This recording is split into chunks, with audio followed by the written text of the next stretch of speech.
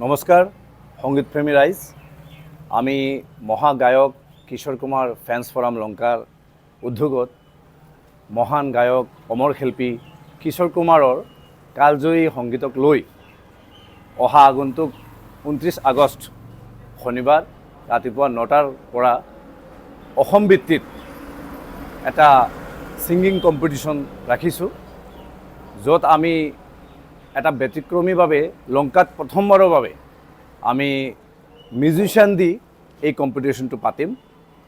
গতিকে সকলোলৈ মোৰ আমন্ত্ৰণ, আপোনালোকে আহক, পাৰ্টিচিপেট কৰক, আমাক সহায় সহযোগিতা আগবঢ়াওক আৰু কালজয়ী গীতসমূহক যি আমাৰ অমৰ শিল্পী কিশোৰ কুমাৰ গুৰুদেৱে কাল ক্লাছিক সংগীত বনাই থৈ গৈছে, সেই গীতসমূহক নৱপ্ৰজন্মৰ মাজত আৰু জনপ্ৰিয় যাতে হয়, সেইবাবে আপোনালোকে এই অনুষ্ঠানটো সফল আৰু গ্ৰেণ্ড ছাকচেছ কৰিবলৈ আমাক সহায় সহযোগিতা আগবঢ়াব বুলি মই আশাবাদী।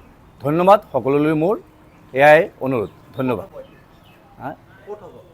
আৰু আমাৰ অনুষ্ঠানৰ ভেন্যু নৱজ্যোতি নাট্য সংসদ, ভাতৃসংঘ, লংকা, আৰু তাৰিখ 29 আগষ্ট শনিবাৰ ৰাতিপুৱা 9টাৰ পৰা আৰম্ভ হ'ব। তাতে কেটাগৰী আমি 3টা ৰাখিছোঁ, কেটাগৰী এ, category B, category C.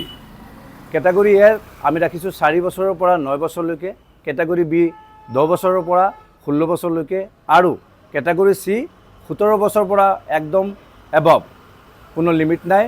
Maximum 70, 80, 90 এইজলৈকেও সকলোৱে এই অনুষ্ঠানত অংশগ্ৰহণ কৰিব পাৰিব।